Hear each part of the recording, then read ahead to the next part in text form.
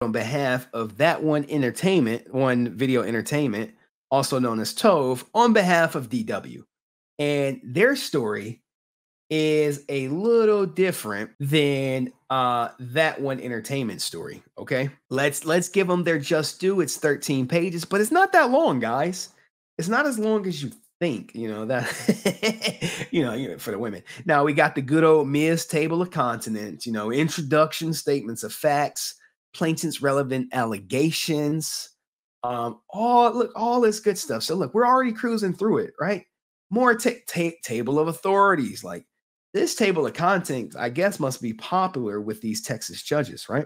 So now, guys, don't get alarmed when we start reading this shit because what we know to be true will be contradicted per se based on this testimony, their statement of facts, if you will. So memorandum for points and authorities. Plaintiff, that one entertainment, is a California LLC, hereby submits this motion to dismiss the files pursuant to federal blah, blah, blah by Koil. So it says, hey, look, this is for us to dismiss their motion to dismiss and hear the case. So what do they start out with? Okay. The success of Nopixel's motion or Koil's motion rests entirely on whether Tove has alleged the existence of an actual controversy that can form the basis of a cause of action for declaratory relief. Remember, like, what's the issue? Without the Koil's additional argument, that court lacks jurisdiction over Tove's second claim for breach of contract, losses, and all bias. If you have no controversy, then there's no case per se. Let me go to this one. This is a much better one. Let's keep going. All right. What this court will see, and what you guys, the audience, hopefully you will see, is that Tove's claim for declaratory relief is sufficiently pled. And even if it isn't, remember, you always got to leverage your bets here.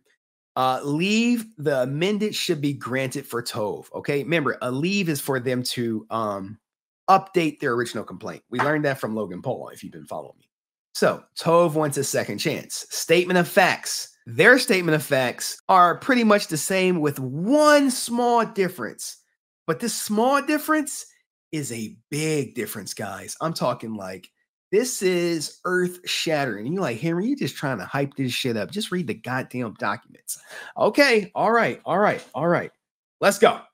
Tove is a content creation and business management company that hired Daniel Tracey, okay, a talented software developer, to work as its lead developer. So Tove, its lead developer is DW. Because DW is a foreign national working on the United States and Tove is a US-based company, Tove sponsors DW's work visa.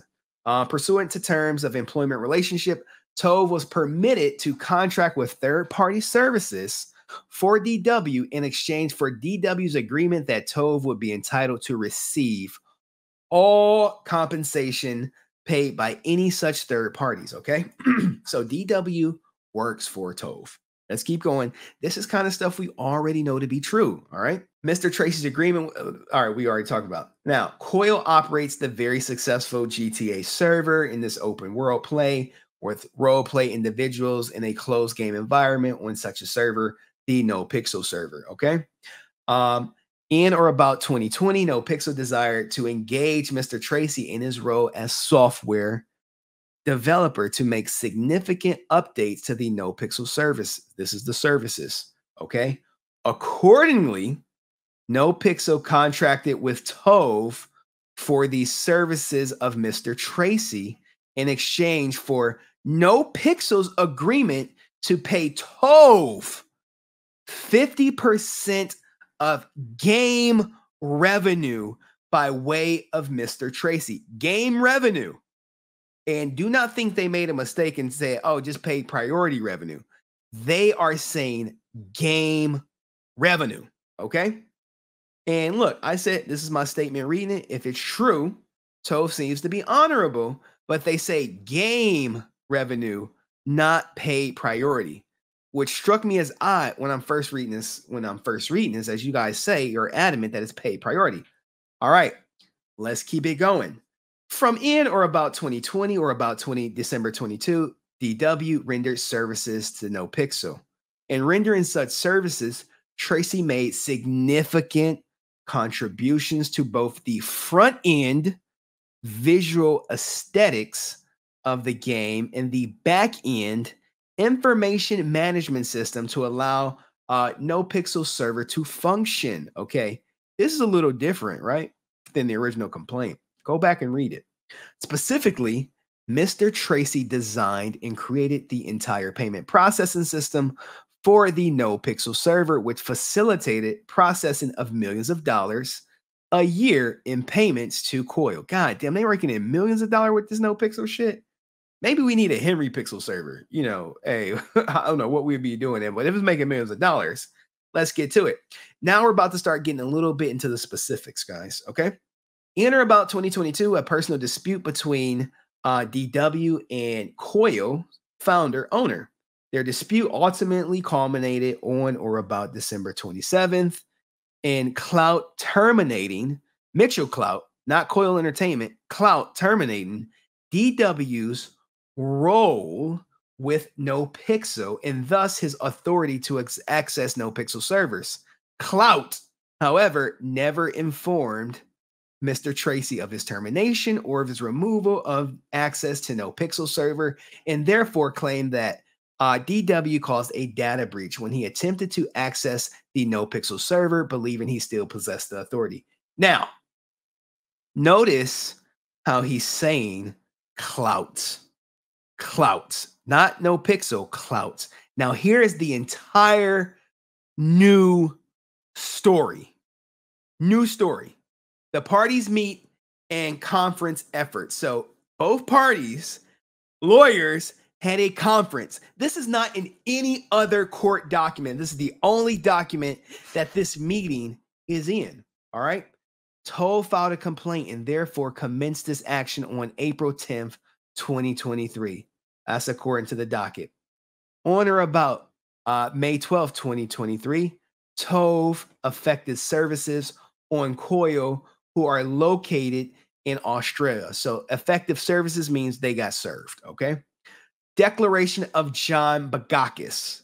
All right, we're going to see his declaration. All right, now, accordingly, on May 24th, 2023, Koil's attorneys contacted Tove's attorneys to meet and conference regarding Koil's anticipated motion to dismiss the complaints. All right, this is according to Baki's declaration. Interesting. I said, was this a settlement conference? All right. Now, if you're reading ahead, you're about to see some green shit. During the parties' meet and conference call, defendants counsel claimed Tove's first cause of action for declaratory relief should be dismissed for lack of a pending controversy because defendants, which is Koil, purportedly did not and were not planning to dispute Tove's claim to joint ownership of the Nopixel server. Did you hear me? Joint ownership of the Nopixel server. Not paid priority, the Nopixel server. And I'm like, wow. So, in other words, as the document continues, there was no need for Tove to seek declaratory relief because Koil was waving the white flag and acknowledging Tove's joint ownership of the Nopixel server. They're not saying paid priority. They're saying server. This is the same server that Buddah owns and XQC owns and Koil owns. All right, let's keep going. Defendants counsel made no mention of an argument that they now made by way of their motion, namely that Tove's first cause of action for declaratory relief should be dismissed simply because it does not set forth the existence of an actual and immediate controversy. And I'm like, did they fucking bait and switch them? Did they say, hey, man, we just going to dismiss it because God knows for whatever reason. But when they dismissed it, they said there's no controversy. But Tove is like, we agreed that we own half the server. Not half a paid priority, the server. Their words are very specific. These lawyers are not like, Oh, it was a typo. We meant to type in half the pay priority revenue. No, no, no, no. All right. It continues. Had uh, Tove counsel accurately framed the actual argument defendants now make by which of their motion, Tove's counsel would have likely agreed to amend its allegations more clearly to show that an actual and immediate controversy over Tove's claim to joint ownership of the NoPixel server does presently exist. And I said, hey, wow, does XQC know this? Because he's a owner of it. I'm just reading the court documents. And remember, guys, they have to kind of take these words as being true or not. All right. In one of several pre-litigation communications exchanged between counsel for the parties here too, for example, Koil's attorneys contended that Tove does not have an ownership claim because counsel failed in providing any information showing ownership by Tove or Mr. Tracey for alleged contributions Mr. Tracey made. Do not think for 1 second that this meeting was not recorded. And then I know people are like, well, we want to see a physical contract. Well, they just said they were all in agreement that half the server was Tove's. Now, let's keep going. Accordingly, the court need only to look as far as such pre-litigation communications, the existence and content of which Tove will allege via amended pleading if defendant's motion is granted to see such a controversy exist as Tove's joint ownership claims. Tove wants to amend their original complaint to make it stronger. All right. Because they don't want this case to get dismissed. Now it looks like it's about way more than just 150,000, but you guys let me know, because if this is true, then XQC owns 12.5%. And if you factor in the divorce, now we're looking at about 6.25% if it's successful. I mean, I'm just saying, I'm just throwing it out there, but let's go to the legal standard. To survive a motion to dismiss a complaint or counterclaim must contain sufficient factual matter accepted as true to state a claim relief that is plausible on its face. Okay. They cite the Federal Civil Code, which says, a short and plain statement of claim showing that the pleader is entitled to relief in order to give the defendant fair notice of what the claim is and the grounds upon it which resets. Stated differently, a complaint must contain sufficient factual matter accepted as true. To state a claim, relief is plausible on its face. Hey, we got a claim. Remember, it has to be true. It's true until proven otherwise in a court of law. Okay. Chances are not a motion, but let's keep going. Argument. An actual controversy exists and thereof justifies plaintiffs' request for declaratory relief. Looks like we have a controversy, guys.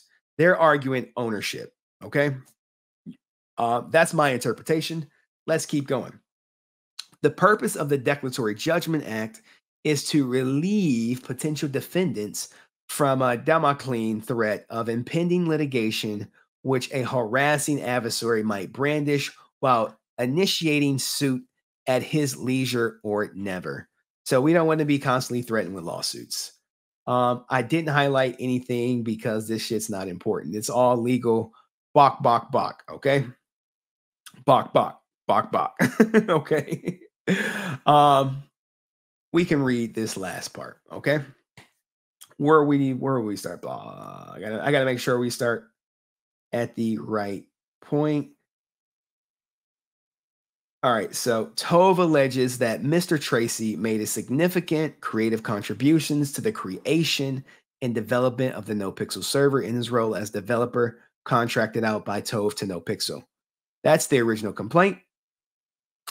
Now, this further just goes over everything. I mean, we could read through it quickly. Tove also alleges, however, that defendants unceremoniously terminated Mr. Tracey from such a position, thereafter did not acknowledge his contributions made in the course of such engagement or his rights hereto, That's also in the complaint. Furthermore, defendants issue a formal public statement criticizing Mr. Tracey as a former employee whose contributions would therefore be the property of the defendants. Okay, so hey, he made some contributions, but we own it. Defining a work for hire as a work prepared by an employee within the scope of his or her employment. And I told you guys, what you say on stream can and will come back to haunt you. Now, even if such allegations are insufficient, however, the court should grant Tove leave to amend the plea additional facts regarding the hostile legal position defendants have taken in opposition to Tove's joint ownership claim. They're saying, hey, we own half of Nopixel. This is like, when I read this, I was like, whoa, whoa, this is new. This is different. People been here from the beginning probably know that not once did they say they own like half of Nopixel, but now they're saying half of Nopixel DW owns. Okay. In their exchange of written correspondences and lively disagreement has developed between the parties over Tove's joint ownership claim. This is a crazy claim. I know it's crazy, but this is in the court docs, guys. You're like, this is crazy. I'm like, it sounds crazy, but man, I don't know. I don't know how it's going to turn out.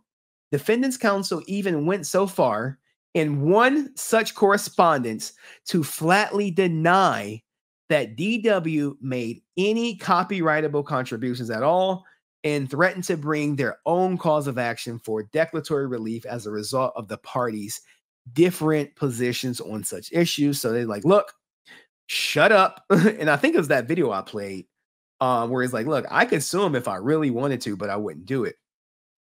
I wonder if that's their evidence. If that's their evidence, wow. So did DW do the work or no, guys? Did he do the work?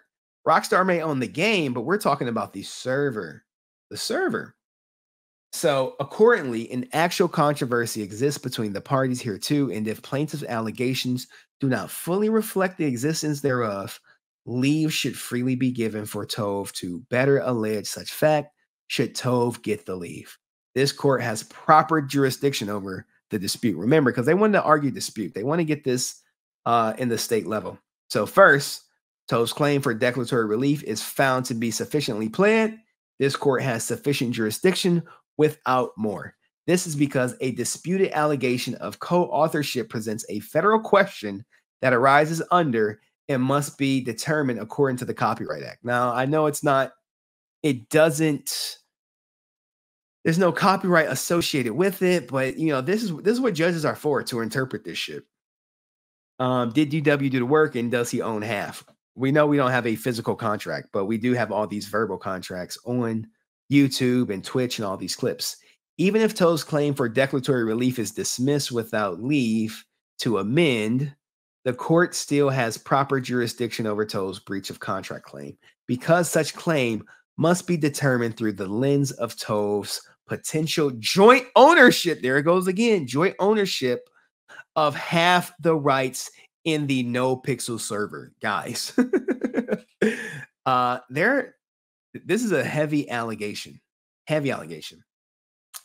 In furtherance, such claim, Tove alleges that it's entered into an agreement for the services of DW with Koil's Nopixel, and the defendants, Koil and them, subsequently breached the agreement by refusing to pay Tove 50% of the revenue generated from Nopixel.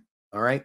Whether Mr. Tracey's services constituted copyrightable contributions entitling Tove to half of defendant's profits derived from Nopixel server is therefore a question contained within Tove's breach of contract claim that must be determined according to the copyright law. So, guys, remember, lawyers are going to argue their best stance possible. So if it's better for them to get a more favorable outcome going through copyright, that's what they're going to do. The complaint properly alleges causes of action individually against defendant Clout. Now, this is where they're trying to hold Clout accountable individually, not his company, not Koil, but the person.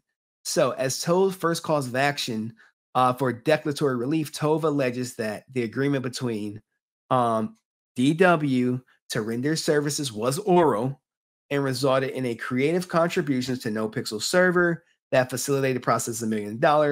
in both defendants. Okay. They say both defendants, like Clout personally and the company. Accordingly, this claim is properly alleged as both defendants because it alleges the existence of contributions from DW that have enriched both defendants. Okay. As to Tove's second cause of action for breach of agreement entered between Nopixel Tove, Tove has also properly asserted liability individually to the defendant Clout by alleging that it was Clout, the person who terminated DW's role with Nopixel. So now they're saying, hey, Clout terminated his role, not Koil the company. This is for the judge to figure out, guys. This is for the judge to figure out. Leave to amend must be granted. We can go through it, but it's not too much left, guys. In the event the court grants all or any of Koil's motion, leave to amend the complaint should be liberally granted. The standard for granting leave to amend is generous as the court considers 5 factors in assessing the propriety of leave to amend. So remember, leave is to redo their original complaint. Bad faith, undue delay, prejudice to the opposing party, futility of amendment, and whether plaintiff has previously amended complaint. So they're looking to it. And although Koil has failed to arise and therefore waive any argument contending that plaintiff should not be granted leave for such factor identified above, nevertheless weighs in favor of granting Tove leave to amend. So look, they're like, we need to redo our lawsuit because we had no idea you was about to backdoor us on there not being a controversy. Now, calculated to clarify defendant's hostile legal position in response to Tove's claim to joint ownership of the Nopixel server and to specify that Tove's cause of action are applicable against both defendants would not be futile because they would directly address the only basis for defendant's motions. Allowing Tove the opportunity to amend its complaint will also not create undue delay or prejudice to defendants, given that this dispute has only recently commenced and Tove has already affected international service on defendant's Tove.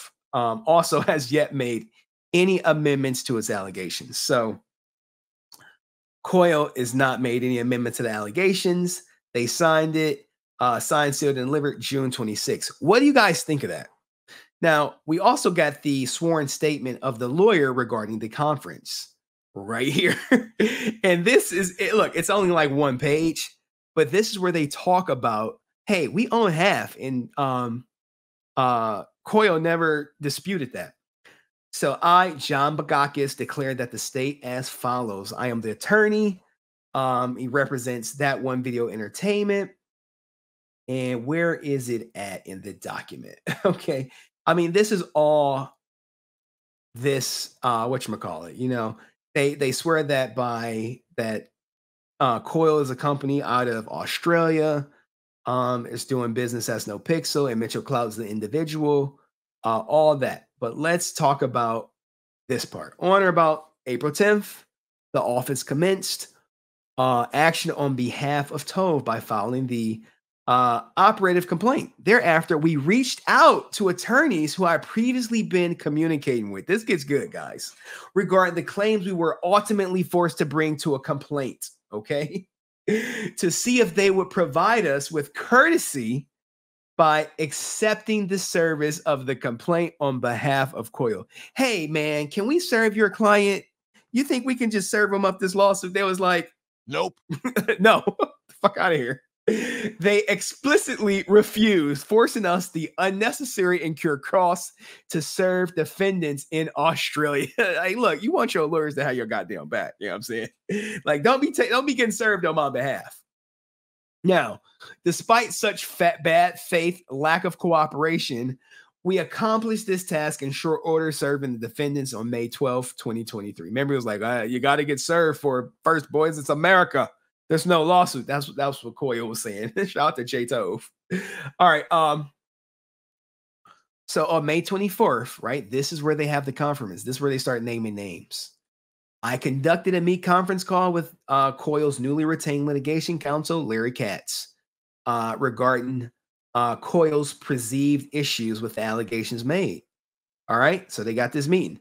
Most of these issues were based on counsel's different view of facts. So, hey, we're not seeing eye to eye, goddammit. What the hell's going on? However, I thought I understood Mr. Katz to be contending that the complaint be dismissed because Toe's claim for declaratory relief was unnecessary since defendants did not dispute Toe's claim to joint ownership of the Nopixel server. I bet you this meeting was probably recorded and probably had more witnesses than him. So if they got him in 4K, not disputing shared ownership, that's going to be hard to get around. Okay. And yes, people know they had to go through some serious hoops to serve someone from California to serve someone in Australia a lawsuit. Okay. In other words, I thought I understood Mr. Katz to be contending that the defendants intended to wave the white flag and not fight Toe's claim to joint ownership of the Nopixel server. If they own half and this shit comes to be true, what's the future for XQC? Instead, having defendants' motion simply states that Tove's claim for declaratory relief should be dismissed because Tove has not alleged to the existence of an actual immediate controversy over Tove's claim for joint ownership.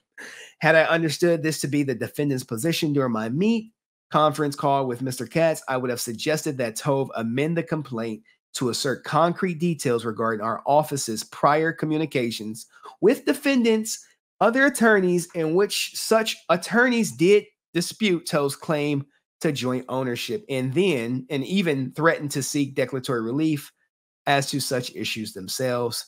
I swear this to be true, guys. what all my Nopixel people, what do you guys think?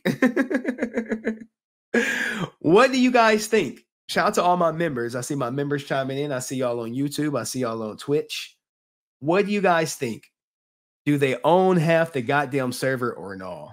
Is people making this stuff up or no? Like, what?